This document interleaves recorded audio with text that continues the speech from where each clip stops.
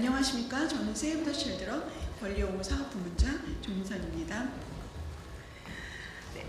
오늘은 저희 세계 아동의 날을 맞아 개인 진정에 관한 유엔 아동권리 협약 선택 의정서 비준을 촉구하기 위해 이 자리에 함께 모였습니다.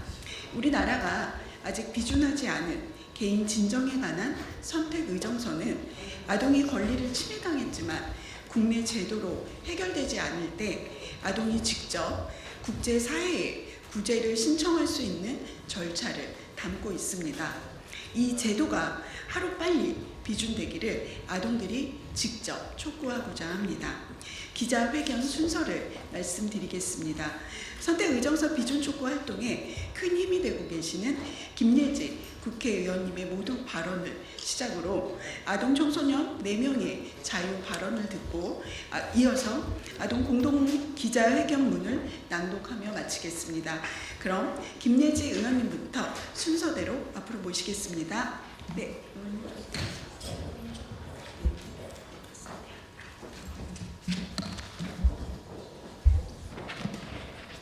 네, 여러분 안녕하십니까? 김예지입니다. 오늘은 유엔이 지정한 세계 아동의 날입니다.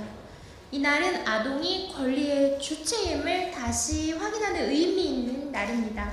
저는 지난 5월 7일 국회에서 개인 진정에 관한 아동권리 협약 선택의정서 비준 촉구 결의안을 대표 발의했고 5월 20일 여기에 계신 아동단체와 함께 비준을 촉구하는 토론회를 개최했습니다. 하지만 여전히 대한민국은 개인 진정에 관한 아동권리 협약 선택 의정서를 비준하지 않아서 아동이 부당한 처우를 겪어도 국제적 보호 장치에 접근할 수 없는 것이 현실입니다. 이미 전 세계 50여 개국이 비준한 이 의정서를 이제는 대한민국 또한 발맞추어 비준해야 할 것이라고 생각하여 함께 당사자분들과 함께 이 자리에 섰습니다.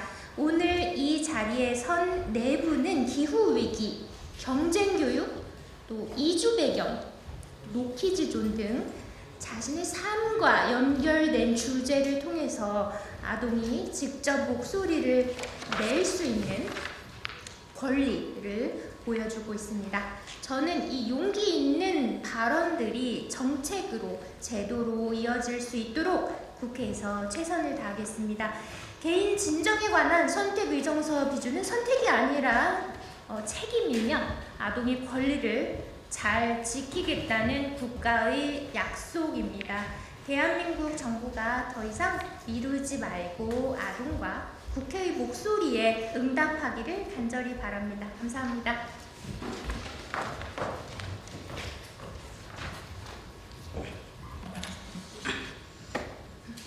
안녕하십니까. 세이브 더 칠드런 어셈블의 박혜밀입니다. 4월에 눈이 오고 9월에 폭염이 온 이상했던 2025년이 저물어가고 있습니다. 올해는 그 어느 때보다 기후위기를 온몸으로 느낀 한 해였습니다. 저는 너무나 중요한 고3 한 해를 보내면서 폭염으로 인한 온열질환 때문에 일주일가량 학교를 결석해야 했습니다. 수도권 아동들은 미세먼지로 야외 체육 활동을 할 수 없었고 영남지방 아동들은 산불로 삶의 터전을 잃었고 강릉 지역의 아동들은 물 부족으로 기본적인 위생조차 위협받았습니다. 이미 기후위기는 아동의 삶에 큰 피해를 미치고 있습니다.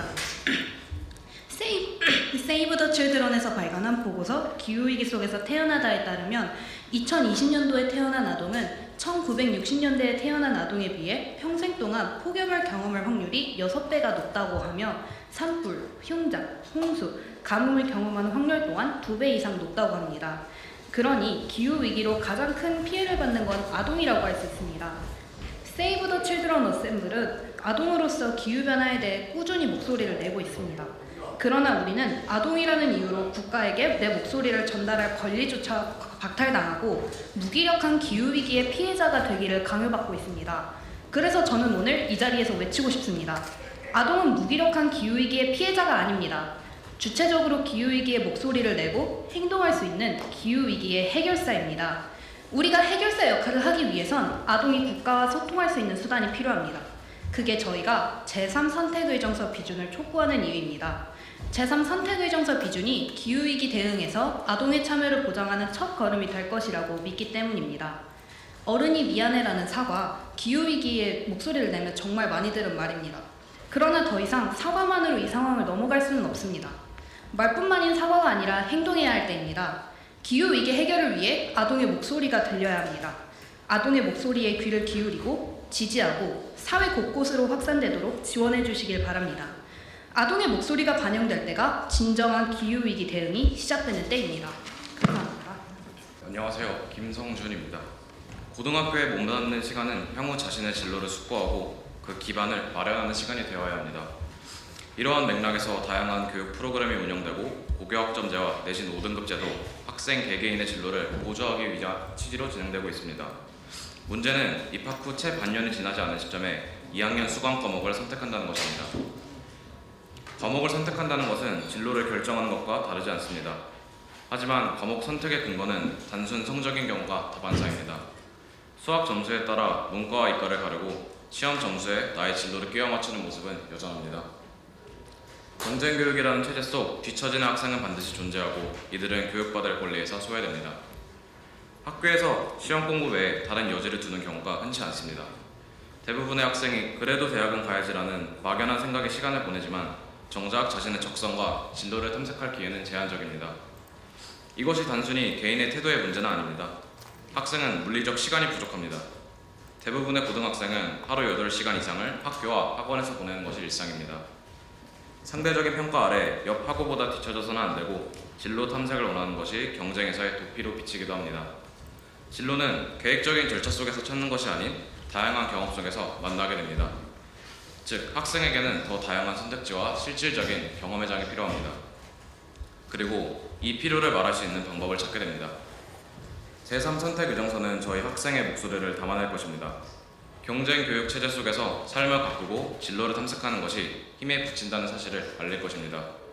물론 제도의 특성상 권고 차원에서 그칠 수 있으나 나의 의견을 알리고 이것을 하나의 사회적 의제로 전환하는 데 충분한 효과와 의미가 있습니다. 교과서와 수업을 제공한다고 교육권이 보장되는 것은 아닙니다. 학생이 학업에 무력감 없이 지속적으로 참여할 수 있을 때 교육권이 보장되는 것입니다. 제3선택의정서를 통해 학생은 말할 권리를, 정부는 귀 기울일 책임을 갖길 희망합니다. 감사합니다.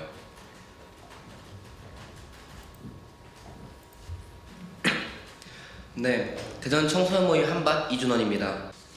사실 저희가 오늘 여기서 기자회견하는 국회에도 노키존이 있습니다. 국회 도서관인데요.